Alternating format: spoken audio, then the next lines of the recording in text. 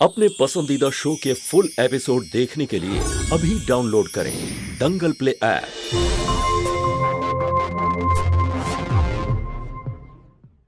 कई जानलेवा बीमारियां होती हैं। इस फिल्म अथवा कार्यक्रम में दिखाए गए कलाकार किसी भी प्रकार के तंबाकू उत्पादों जैसे कि बीड़ी, सिगरेट, खैनी, जर्दा इत्यादि के सेवन का समर्थन या प्रचार नहीं करते हैं। मैं कभी कभी सोचता हूँ कि ये सिगरेट या बीड़ी पीने का क्या परिणाम होगा। क्या ये मेरे स्ट्रोक का कारण बन जाएगा जो मुझे अपने परिवार पर बोझ बना देगा? क्या ये मेरे फेफड़ों के कैंसर का कारण बन जाएगा? क्या ये मुझे मुंह के कैंसर या हृदय रोग या एम्फीसीमा के करीब लाएगा?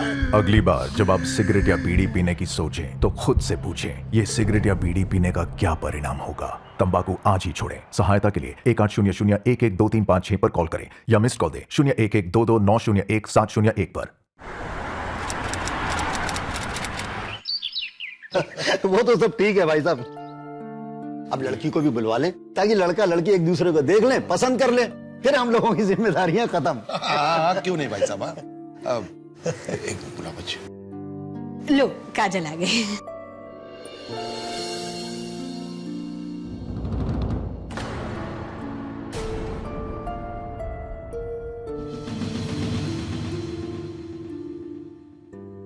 लीजिए बहन जी, चाय लीजिए।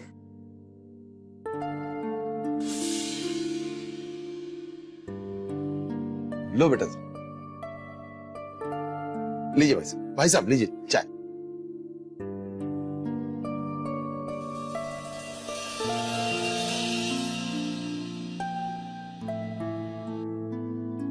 खाना वगैरह तो बहुत अच्छा बनाती है। चाय पीजिए ना, चाय तो बहुत अच्छी बनाती है काजल। और आप लोग बेवकूफ बहुत अच्छा बनाते हैं। क्यों भाई साहब? इसीलिए आपने अपनी लड़की की फोटो नहीं भेजी थी ना हमें? अरे नहीं, लड़का लड़की का जोड़ तो मिलाना था आप लोगों को। दिन और रात का फर्क है दोनों में। भाई हम सोच रहे थे कि लड़की 28 की हो गई है और अभी तक शादी क्यों नहीं हुई? देखिए भाई साहब, शादी के बाद घर में रहेगी तो रंग अपने आप साफ हो जाएगा। और डबल एमए किया है काजल ने, नौकरी करेगी तो 4 पैसे ज्यादा घर में आएंगे। और समाज क्या कहेगा कि पैसों के लालच में हमने बेटे को अंधे कुएं में ढकेल दिया? माफ कीजिए भाई साहब, अगर हमें पहले पता होता तो हम आते ही नहीं। चलो जी, पहले इन लोगों ने हमारा काफी टाइम खराब कर दिया है, अब यहाँ बैठकर और टाइम खराब करने का कोई फायदा नहीं। चल बेटा। देखिए सुनिए तो कहिए, बहुत ख्याल रखेगी आप लोगों का। भाई साहब हमारी बात तो सुनिए।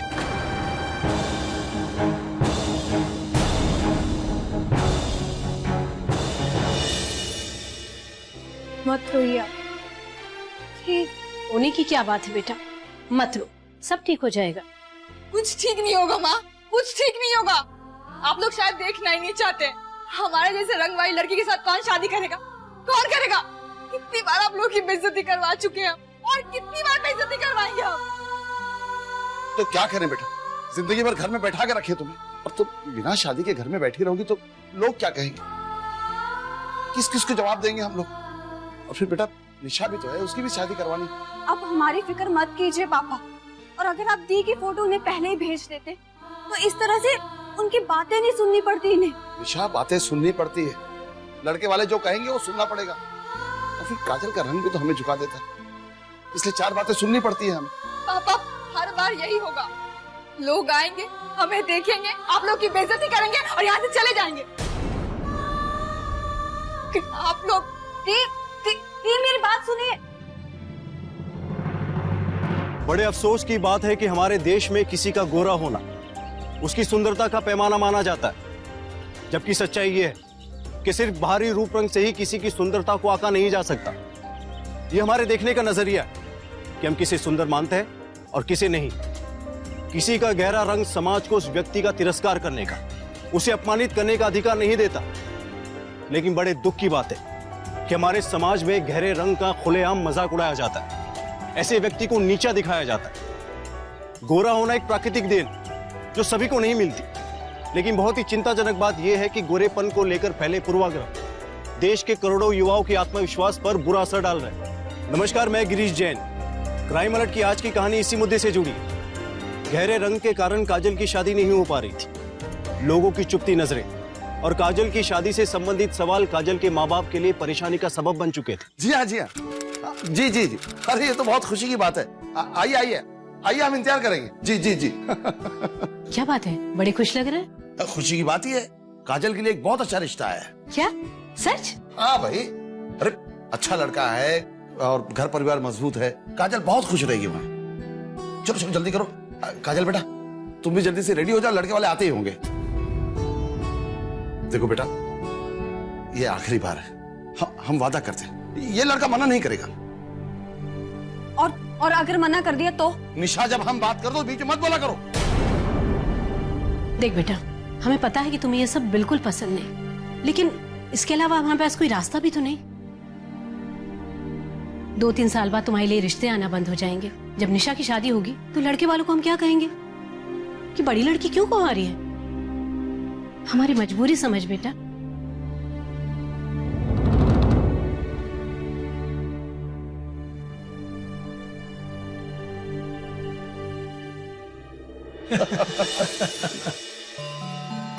आओ बेटा आओ, काजल देखो आगे काजल आओ आओ, चाय दो सबको। बेटा चाय रख दो। बेटा चाय नीचे रख दो और यहाँ पर बैठो हमारे पास। ये जरूरी नहीं कि बेटी ही अपने हाथों से सबको चाय पकड़ाए।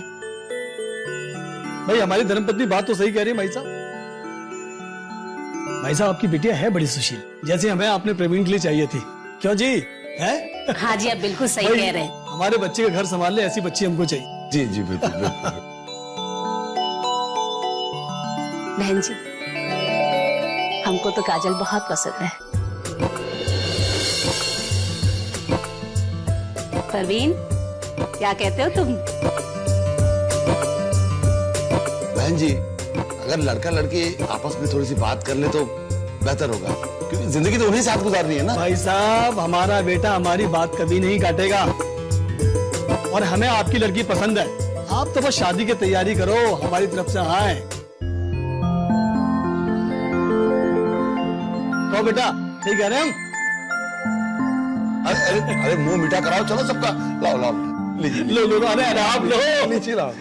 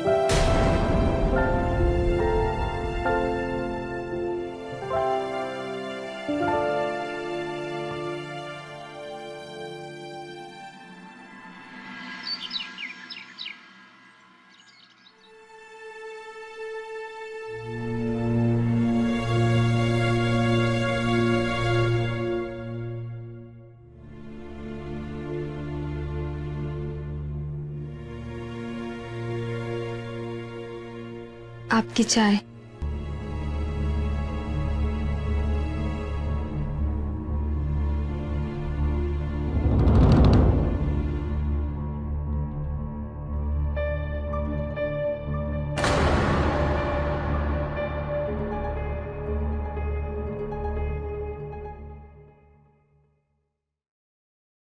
माँ आप यहाँ टीवी देख रहे हो और हमारी जिंदगी खराब हो गई।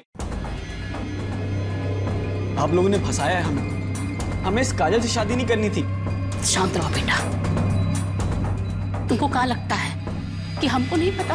अपना राजकुमार जैसा बेटा की शादी एक नौकरानी जैसे दिखने वाली के साथ करा दी है। हम पर कहाँ बीत रही है ये तो हम ही जानते हैं ना। बेटा हमारी मजबूरी थी जो हमको ये नाटक करना पड़ा। पूरे 25 लाख रुपए दिए उसके बाप ने दहेज में। ये लीजिए भाई साहब, पूरे 25 लाख रुपए हैं जैसा आपने कहे थे। जी। काजल का ख्याल रखिएगा, बहुत सीधी बच्ची है। अरे भाई साहब, आज से आपकी बच्ची हमारी बच्ची है। इतना पैसा कमाने में तुमको और तुम्हारे बाबूजी को तो सालों लग जाता। मगर माँ हमें वो बिल्कुल भी पसंद नहीं है। ऊपर से हमें एक ही कमरे में उसके साथ रहना पड़ता है। पड़ा रहने दो एक कोने में उसको। तुम तो बस इतना सोचो कि सोने का अंडा देने वाली मुर्गी हाथ लगी है, और ऐसी मुर्गी को हलाल करने से अपना ही नुकसान है। बेटा बेटा तो शांत रहे, टाइम आएगा ना तो सब ठीक हो जाएगा, ठीक है? अच्छा जा तू नहा धो ले, हम तुम्हारे लिए नाश्ता बनवा देते हैं, ठीक है बेटा? क्या ये क्या बोल रही हो दीदी आप? हम सच कह रहे हैं निशा, हमने सब अपने कानों से सुना है। दीदी तुम ठीक तो हो ना? हम ठीक हैं। और प्रवीण जीजू वो तुम्हारे साथ कैसे है? अरे उसने तो अपने माँ बाप के कहने पे हमसे शादी की, उससे क्या उम्मीद करना? पापा ने इतना बड़ा डिसीजन ले लिया और किसी को कुछ बताया तक नहीं, क्योंकि पापा जानते थे 25 लाख वाली बात सुनकर हम लोग मना कर देंगे, इसलिए उन्होंने हमें बताया बगैर सब कुछ तय कर दिया। निशा हमें पहले ही समझ आना चाहिए था कि कुछ तो गड़बड़। जब पापा ने इतने कॉन्फिडेंट होके बोला था कि प्रवीण की फैमिली शादी के लिए मना ही नहीं करेगी।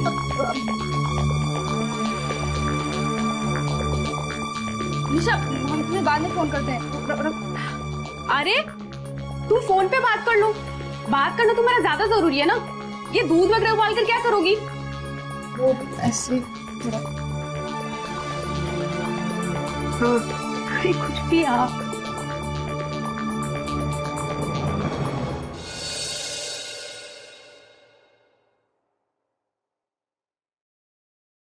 बताओ ना प्रवीण, कब करेंगे हम शादी?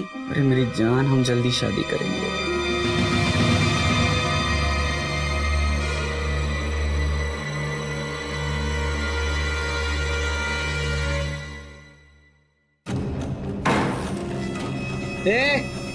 कहाँ घुसी चली आ रही है? तुझे किसी ने बताया नहीं क्या कि किसी के कमरे में घुसने से पहले नॉक किया जाता है?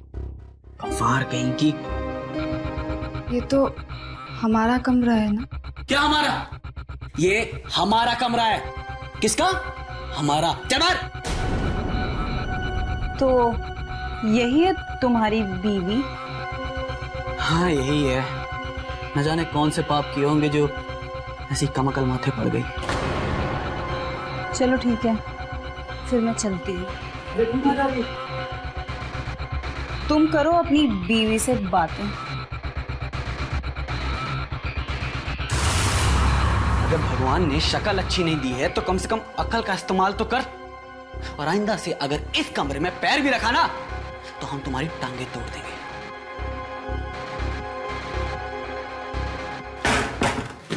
मम्मी जी कहाँ हुआ? मम्मी जी वो कमरे में प्रवीण जी वो दूसरी लड़की के साथ कमरे में बैठे हुए ऐसे। वो लड़की वो दीपा है, कल की दोस्त से मिलने आई है। लेकिन दोनों वो हाथ कंधे पे ऐसे गले में। क्या वो दोनों हमारी चुगली करने आई उधर? माँ क्या कह रही थी? वो दीपा को देख लिया, उसके बारे में पूछ रही थी। हम पहले ही कह रहे कि हमें इसके साथ मत बांधो, लेकिन हमारी सुनता कौन है? अब इसके सवालों के जवाब भी हम देंगे। अरे बिटवा कौन कह रहा है कि तुम इसके सवालों का जवाब दो? अब बेटा जाओ जाओ, तुम नहा धो के तैयार हो जाओ और ऑफिस जाओ। देर हो क्या हल्ला हो रहा है यहाँ पर? कोई बताएगा मुझे क्या हो रहा है?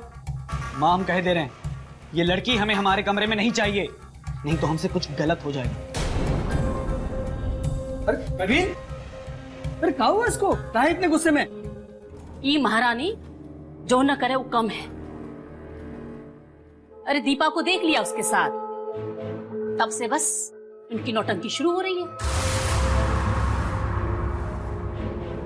देखो बहू, प्रवीण ने तुमसे शादी हमरे कहने से की है, हमरी पसंद से की है, पर दीपा को वो बहुत पहले से पसंद करता है और पसंद को बदलने में थोड़ा समय तो लगता है ना, समझ गए? हाँ लेकिन पापा जी उनकी पत्नी हम हैं, वो दूसरी लड़की के साथ ऐसे कमरे में। तुम्हारी समझ में नहीं आ रहा हम क्या कह रहे हैं? क्या दूसरी लड़की के साथ कमरे में? अरे वो उसकी दोस्त है, उसको पसंद करता है, उसके साथ कमरे में बैठी तो क्या हुआ? देखो कि तुम ना अपना दिमाग ज्यादा मत चलाए, जिंदगी में थोड़ा एडजस्ट करना सीखो। और ये बात पे इस घर में नाटक नौटंकी हमको नहीं चाहिए, समझ गई? तुम तो बस इतना कह रहे थे। बस करो, तुमने वो लड़की को कहा देख लिया तो आसमान सर पर उठा लिया है। अभी हमने तुमको इतना जबान चलाने का आजादी नहीं दिया है। सुने नहीं परवीन कहा कह के गया है, आज रसोई पर सो जाना यहीं। समझ गई? कुछ लोगों को लगता है कि पैसा या दहेज देकर वो अपनी बेटी के लिए दूल्हा खरीद सकते हैं, उसके लिए खुशियां खरीद सकते हैं, लेकिन ये सोच सरासर गलत है। दहेज देकर आप अपनी बेटी की शादी तो करा सकते हैं, लेकिन ससुराल में उसके लिए प्यार और इज्जत नहीं खरीदी जा सकती। दहेज देना किसी भी लड़की की खुशियों की गारंटी नहीं देता। प्रताप और ममता को तभी अलर्ट हो जाना चाहिए था जब प्रवीण के घर वाले इतनी आसानी से अपने हैंडसम बेटे प्रवीण की शादी काजल से करने के लिए तैयार हो गए थे। जिस आसानी और अच्छाई से प्रवीण और प्रवीण के घर वाले शादी के लिए मान गए थे, उससे काजल और निशा को भी समझना चाहिए था कि कहीं कुछ तो असामान्य है। वक्त पे अलर्ट ना होने के चलते ये शादी हो गई थी। ये बात हम सबको ज्ञात होनी चाहिए कि एक बार दहेज का पैसा मिलने के बाद ससुराल वालों की हालत एक ऐसे जानवर की जैसे हो जाती है जिसके मुंह में खून लग गया हो। काजल के साथ उसके ससुराल वालों का बर्ताव लगातार बिगड़ता जा रहा था। अब देखना यह था कि किस हद तक जाने वाला था यह सिलसिला। मम्मी जी, इसमें हमारे सारे गहने रखे हुए थे, हमने बेच दिए। ऐसे काहे घूर रही हो? कोनो आसमान टूट गया है क्या? परवीन को बिजनेस में गारंटी देनी थी। अब तुम्हारे बाबूजी ने इतने पैसे तो दिए नहीं थे जो उठा कर दे देते, इसलिए बेच दिए। ये सारे गहने हमारी माँ ने हमें दिए थे। तुम्हारी माँ ने दिए थे तो अपनी माँ को काहे नहीं कहती कि तुम्हारा पूरा खर्चा उठाए? एक तो महारानी के शौक पूरे करो, ऊपर से सवालों का जवाब दो। एक बात बताओ हमको, परवीन कल को पैसा कमाएगा तो सुख किसको मिलेगा? तुम्ही को ना।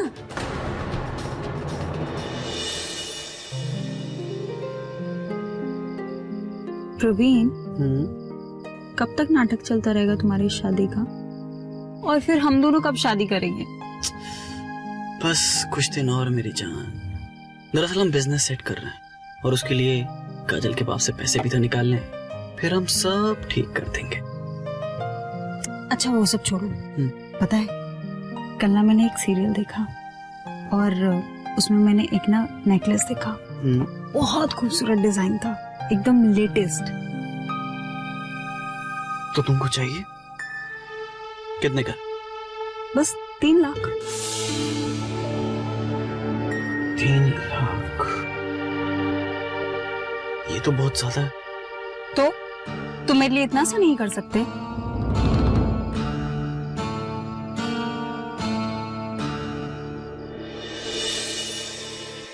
तुम रोज रोज बाहर सोती हो, हमें बिल्कुल अच्छा नहीं लगता।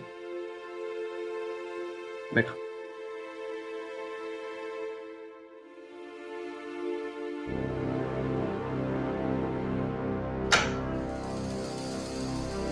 रात से तुम हमारे साथ हमारे कमरे में रहोगी। काजल, हमें उस दिन के लिए माफ कर देना। वो बिजनेस की थोड़ी बहुत टेंशन थी तो ना जाने हम क्या क्या बोल गए। आप माफी क्यों मांग रहे हैं? हम समझते हैं।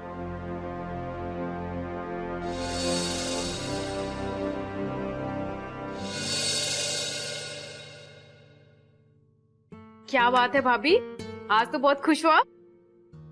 बहू बैठो, चलो नाश्ता करो हमारे साथ, बैठो।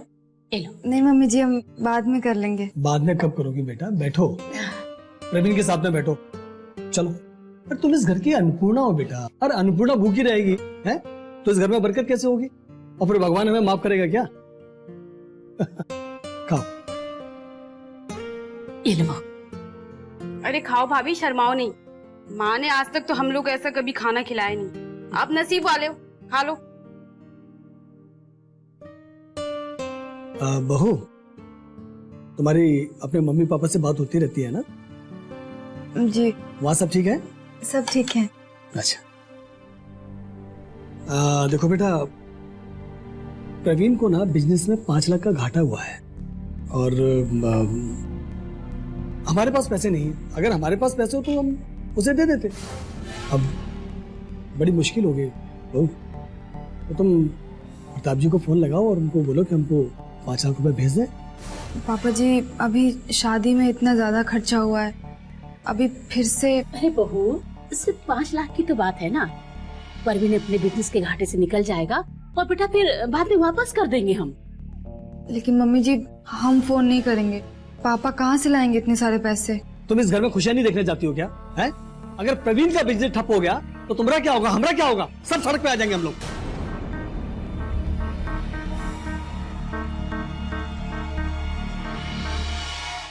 अब हमारी समझ में आ रहा है कि आप सब लोग अचानक से हमारे साथ इतना अच्छा बर्ताव कैसे कर रहे हैं, जबकि आप लोगों को हमसे और हमारे पापा से सिर्फ पैसे ही चाहिए और कुछ नहीं। पापा से ऐसे बात करेगी तू? हाँ, ऐसे बात करेगी? जितना अच्छे से बात कर रहे हैं उतना ही सर पे चढ़ रही है। आराम से कह रहे हैं कि अपने बाप से पैसे मांग लो, लेकिन नहीं, इसे तो पिटने की आदत है। और करेगी कि नहीं? नहीं करेंगे। नहीं करेगी? नहीं। हाँ? हाँ काजल बेटी बोलो। काजल नहीं, प्रवीण बोल रहे हैं। दामाद जी बोलिए बोलिए। और अगर आप चाहते हैं कि हमारा और काजल का रिश्ता इसी तरह बना रहे तो 5 लाख भिजवा दीजिए, नहीं तो अपनी बेटी को इस घर से ले जाइए। क्या कह रहे थे दामाद जी? 5 लाख रुपए मांग रहे हैं, नहीं तो कह रहे हैं काजल को घर ले जाओ। पापा ये कोई मजाक है क्या? पहले ही आपने गांव की जमीन बेचकर उन्हें 25 लाख दिए और अब ये अब कैसे करेंगे ये सब? प्रवीण को बिजनेस में कुछ नुकसान हुआ है। तो नुकसान हुआ है तो क्या हुआ पापा? वो नुकसान आप भरेंगे। पापा मेरी मानी, उन्हें कोई नुकसान नहीं हुआ है। आपको बेवकूफ बना रहे, सिर्फ पैसा ऐंठने की कोशिश कर रहे हैं वो आपसे। तो क्या करूं? काजल को यहाँ ले आऊं? तो क्या हुआ पापा? ये घर दीदी का नहीं है क्या? पागलों जैसी बात मत कर। शादीशुदा बेटी को घर पे लाके बिठा लो, तेरी शादी होनी मुश्किल हो जाएगी। इतनी बदनामी होगी समाज में। थोड़ी सी अच्छी शक्ल क्या मिल गई है, समाज को बदलने चली। काजल की जगह रख के देखो अपने आप को, फिर समझ में आएगा। लेकिन 5 लाख रुपए लाएंगे कहाँ से? कार भेज दूंगा अपनी। ये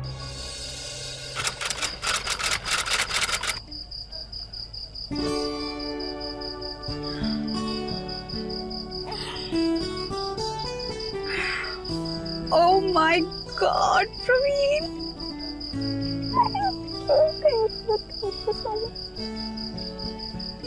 I love you. I love you. बहुत खूबसूरत है ये, बहुत ज्यादा। मुझे पहनाओ ना।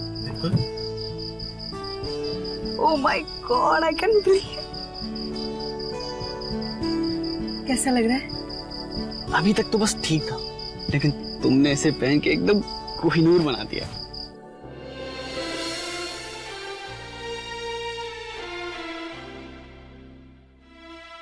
ये लीजिए पूरे पैसे। हमारी काजल का ख्याल रखिएगा। अब हमारी इज्जत आप ही के हाथ में। ठीक है ठीक है। अच्छा नमस्ते। नमस्ते।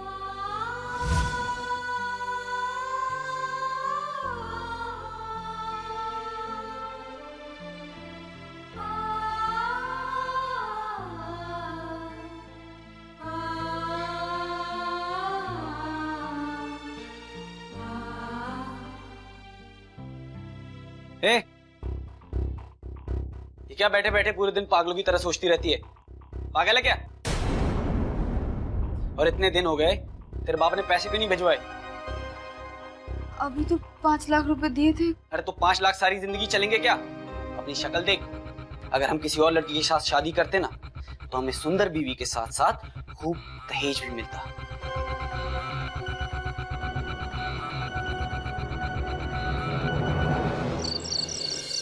पगला गए हो क्या? कुछ दिन पहले तुमको 5 लाख रुपए मिले थे, सबके सब दीपा पे उड़ा दिए क्या? ऐसे करोगे बिजनेस? पापा हमारा बिजनेस है, हम देख लेंगे। आप बीच मत बोलिए। ए, सुन, अपने बाप को फोन कर, बोल हमें 15 लाख रुपए चाहिए। फोन कर। ये क्या हर बार आप पापा को फोन करके पैसे मांगने के लिए बोलते हैं? हम नहीं मांगेंगे पैसे अब। मैं कभी कभी सोचता हूँ कि ये सिगरेट या बीड़ी पीने का क्या परिणाम होगा। क्या ये मेरे स्ट्रोक का कारण बन जाएगा जो मुझे अपने परिवार पर बोझ बना देगा? क्या ये मेरे फेफड़ों के कैंसर का कारण बन जाएगा? क्या ये मुझे मुंह के कैंसर या हृदय रोग या एम्फीसीमा के करीब लाएगा? अगली बार जब आप सिगरेट या बीड़ी पीने की सोचें तो खुद से पूछें, ये सिगरेट या बीड़ी पीने का क्या परिणाम होगा? तंबाकू आज ही छोड़ें। सहायता के लिए 1800-112356 पर कॉल करें या मिस्ड कॉल दें 01122901-701 पर। प्रवीण जी, कहाँ जाएंगे हम इतनी रात को? प्रवीण जी,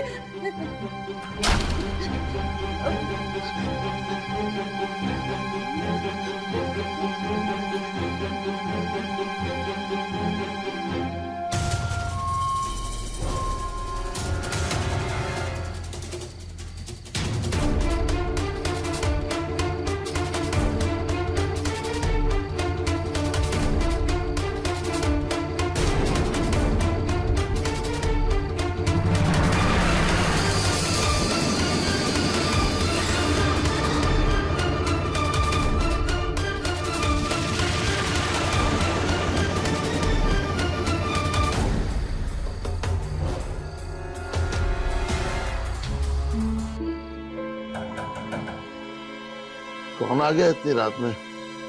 हुँ? कौन है? अरे रुको, मैं देखता हूँ। अरे कौन है भाई? अरे काजल, अकेले इतनी रात में? दामाद जी कहाँ है? क्या हुआ, तू रो क्यों रही है? अंदर आ। हमने कहा था ना पापा आपसे कि पैसे मत दीजिए, लेकिन आपने हमारी बात ही नहीं मानी। अब देख लीजिए, उन लोगों ने दीदी का क्या हाल कर दिया है। अब क्या करेंगे आप? ये घर भी उनको दे देंगे? हम बात करेंगे राजदेव जी से। नहीं पापा, हम वो नहीं जाएंगे। पापा हमें वो मार डालेंगे पापा। नहीं बेटा, ऐसा कुछ भी नहीं होगा। हम बात करेंगे, भरोसा रखो हम पर। दी संभालिए अपने आप को।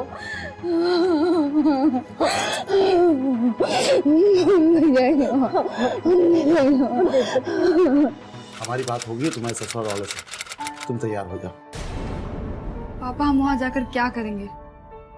प्रवीण किसी और के साथ। बेटा, प्रवीण से मैंने बात की, वो कह रहा था कि ये सब पुरानी बातें हैं, अब ऐसा कुछ भी नहीं है। लेकिन पापा आप समझ क्यों नहीं रहे हैं? दीदी वहां नहीं जाना चाहती है। तू चुप कर, बहुत ज्यादा बोलने लगी। क्या करें हम? घर उजाड़ दें इसका? लेकिन पापा चुप! जब बड़े बात करो तो बीच में मत बोला कर। जाओ अंदर, जाओ जाओ।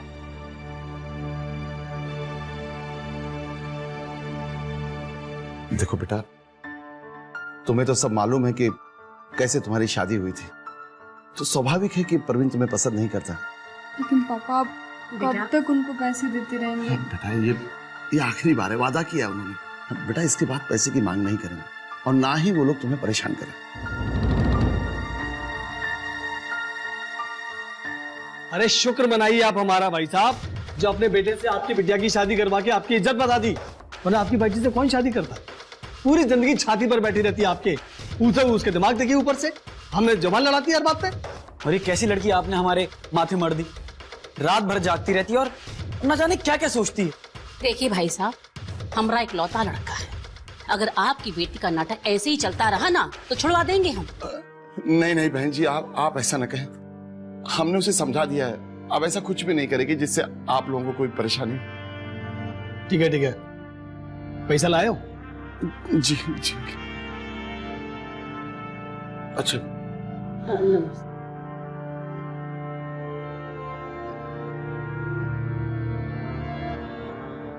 देखा बेटा, हम ना कहते थे कि ठंडे दिमाग से काम लो। सोने का अंडा देने वाली मुर्गी है ये।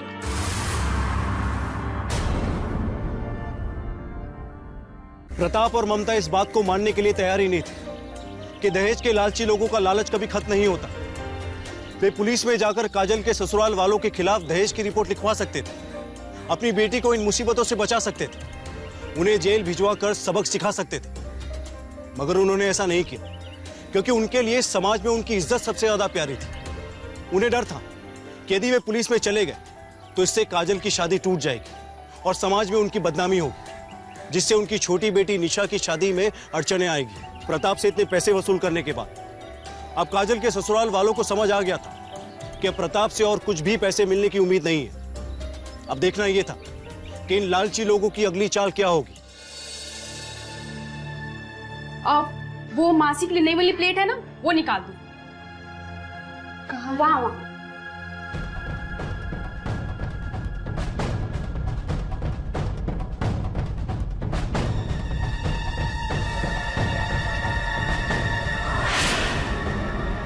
अच्छा मैं जा रही हूँ, तुम खाना लेके आ जाना।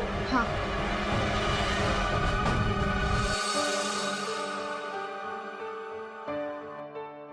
काजल, दही कहाँ है? वो हम बाजार से लाना भूल गए। हम तुमको बोले थे ना कि दीदी को खाने में दही चाहिए होता है। सिर्फ शक्ल ही नौकरानी वाली नहीं है, हरकतें भी वैसी ही है। जब तक कोई गलती ना करे इसका दिन ही पूरा नहीं होता। चलिए दीदी, खा लीजिए।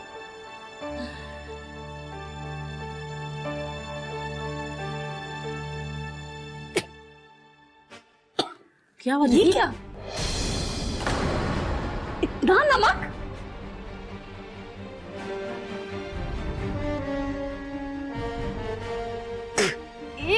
इतना ज्यादा नमक डाल दिया तूने, और आज मौसी आई थी तभी तुझे ये करना था। नमक तो हमने सही डाला था। मतलब मौसी को झूठा बोलेगी तू? हाँ, तेरी इतनी हिम्मत? हाँ, इतनी हिम्मत तेरी? हाँ, खाना बनाएगी तू और नमक तो और डालेगा? इतनी हिम्मत है तेरी? शोभा, हम चलते हैं। अगर हमें मालूम होता तुम्हारे घर में कलेश हो रहा है तो हम कभी नहीं आते। दीदी बैठो, हम आपके लिए खाना बनाते हैं। दीदी बैठो, दीदी हम बना देते हैं। अरे वो बना दी, खाना खा के जाइए ना। दीदी इसके वजह से ना मिल गया सुकून हमारी बेइज्जती कराकर। हाँ? मिल गया सुकून। सब कोई गलती नहीं करेंगे, माफ कर दीजिए, हम कोई गलती नहीं करेंगे। ऐसे कैसे मान ले हैं? तुम्हारा कोई भरोसा नहीं। चल चल इस पर लिख के दे क्या हमको माफ कर दो। देख देख इस पर।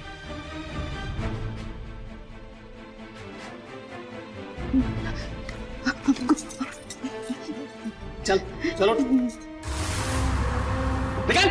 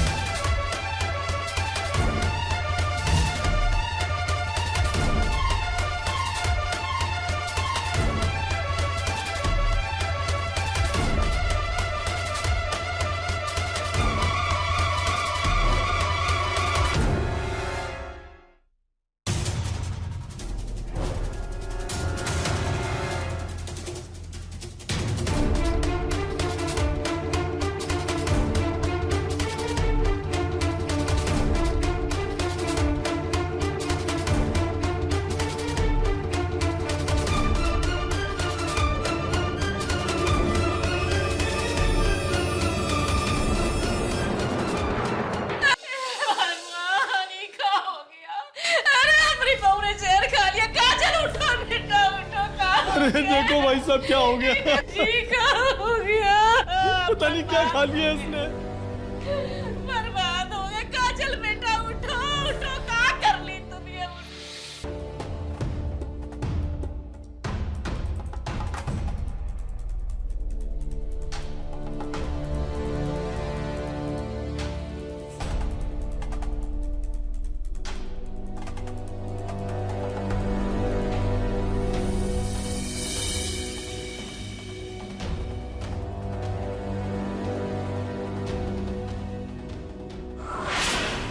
प्रताप जी, सुसाइड केस लग रहा है। आपकी बेटी के पास से ये सुसाइड नोट मिला है। उन्होंने कोई सुसाइड नहीं किया, मारा गया है उनको। ये क्या कह रही हैं आप कुछ जानती हैं इसके बारे में? सर, इन लोगों को अरेस्ट कीजिए। सर, दीदी ने सुसाइड नहीं किया है, इन लोगों ने उनका मर्डर किया है। अरे ये तुम क्या बोल रही हो? सच बोल रहे हैं हम, और अगर पहले बोल देते ना तो दीदी आज जिंदा होती। सर, हमें तो लगता है ये लड़की काजल की तरह पागल हो गई है। सर, ये लोग झूठ बोल रहे हैं। इन लोगों ने दीदी को पैसों के लिए बहुत परेशान किया, बहुत मारा पीटा इन लोगों ने। झूठ बोल रही है। अच्छा, आप लोग शांत रहिए, इन्वेस्टिगेशन चल रही है, सारा सच सामने आ जाएगा। आप दोनों ने मारा है दीदी को, प्रवीण ने सिर्फ उसकी हत्या की। आप दोनों ही हैं जिसने दीदी को मौत के मुंह तक पहुंचा दिया। हम बार बार कहते रहे, लेकिन आप दोनों ने हमारी एक नहीं सुनी। क्या करें हम, अपनी बेटी गंवाई है हमने। इतना कुछ देख लिया है कि अब पुलिस के चक्कर काटने की हिम्मत नहीं है हमारे पास। तो मत काटिए पापा, मैं जाऊंगी पुलिस के पास। मत कीजिए कुछ भी। पुलिस के पास जाके भी कुछ नहीं होगा बेटा। तू पुलिस के पास जाएगी तो लोग यही कहेंगे कि हमारी दोनों बेटियां हमारे हाथों से निकल गई, तेरी शादी होनी मुश्किल हो जाएगी। पापा, आपको अभी भी हमारी शादी की पड़ी है, और आप हमारी शादी के लिए काजल दीदी की हत्या से मुंह मोड़ लेंगे।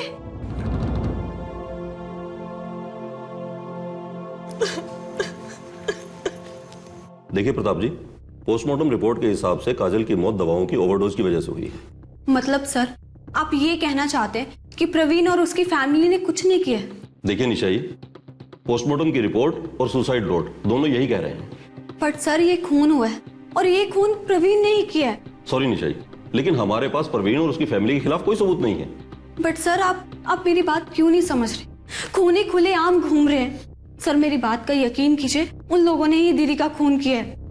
निशा, काजल अब नहीं रही, उसके लिए लड़ने से वो वापस नहीं आ जाएगी। पर पापा, दीदी को इंसाफ। चलो चलो चलो यहां से।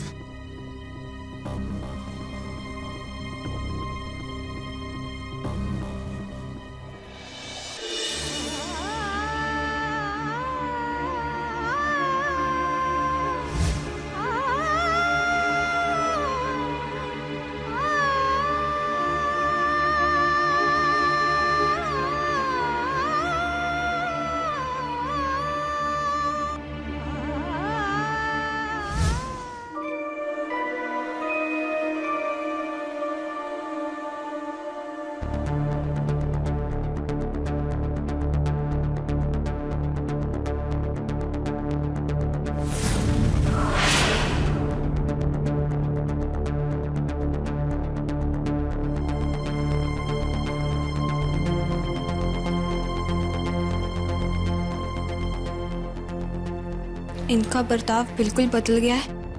उन्हें बस पैसे चाहिए पापा से। प्रवीण दीपा नाम की लड़की से प्यार करता है, और उसके माँ बाप ने सब कुछ जानते हुए भी पैसे के लिए हमारे साथ शादी करवा दी।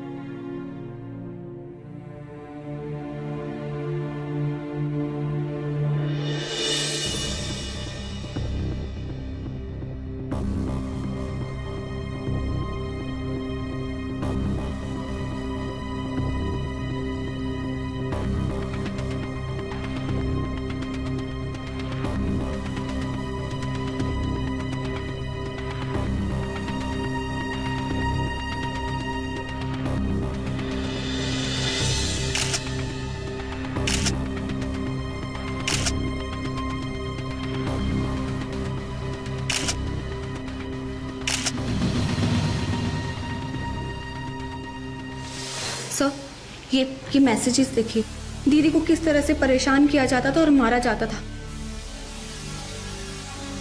ये मैसेजेस आपने हमें पहले क्यों नहीं दिखाए? सर, ये हमारा पुराना फोन है और हम इसे यूज ही नहीं कर रहे थे। और सर, ये फोटोज देखिए, ये आज ही हमने सुबह ली है। ये दीपा और प्रवीण की फोटोज हैं। सर, आप खुद ही सोचिए, दी की डेथ को बहुत ही कम समय हुआ है और ये सब कुछ चल रहा है। सर आप मुझे सुसाइड नोट दिखा सकते हैं प्लीज?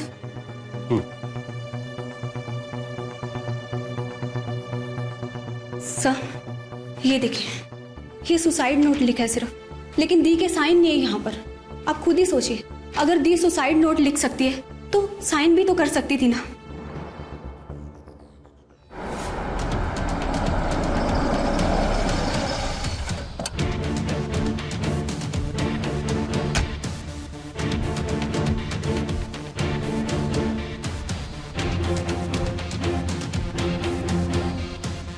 यहाँ पे तो ताला लगा हुआ है। सुनिए मैडम, आप यहाँ पास में ही रहती हैं? जी हाँ, ये साथ वाला घर है मेरा। मैडम ये फैमिली कहाँ गई है? ताला लगा हुआ है। अच्छा, ये इनके बेटे प्रवीण की शादी है आज। शादी? जी। कहाँ पर है शादी? जी ये पास वाले माता जी के मंदिर में शादी हो रही है। चलो।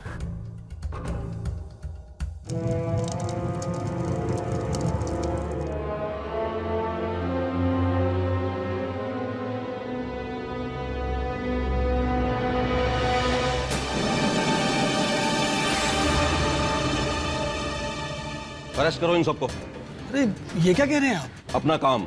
शादी के शुभ अवसर पर आप लोग ये सब। देखिए मैडम, हमें कुछ नए सबूत मिले हैं, इसलिए आप लोगों को पुलिस स्टेशन चलना होगा।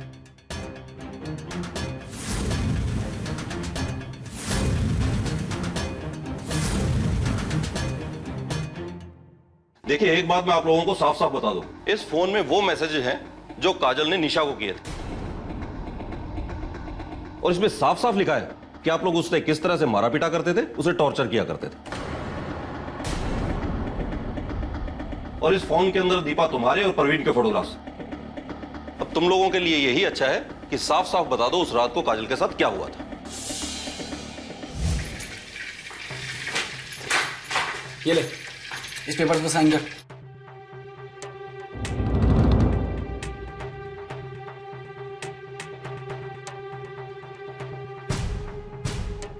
ये तो तलाक के पेपर हैं। हाँ तो साइन नहीं करेगी तू? हम आपको क्यों तलाक देंगे? क्योंकि हम कह रहे हैं इसीलिए। हाँ हम नहीं साइन करेंगे। नहीं करेगी? नहीं करेगी तू साइन?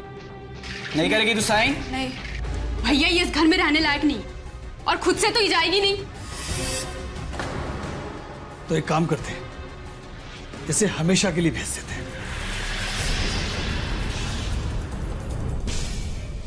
और वो सुसाइड नोट? माफ कर दीजिए, हम कोई गलती नहीं करेंगे। ऐसे कैसे मानने हैं? तुम्हारा कोई भरोसा नहीं है।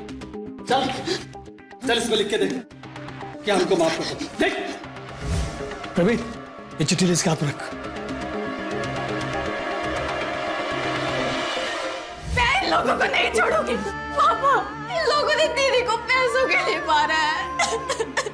और तुमने तो दीदी से शादी की थी ना, तुमने जान से मारते हुए जरा सा भी नहीं सोचा।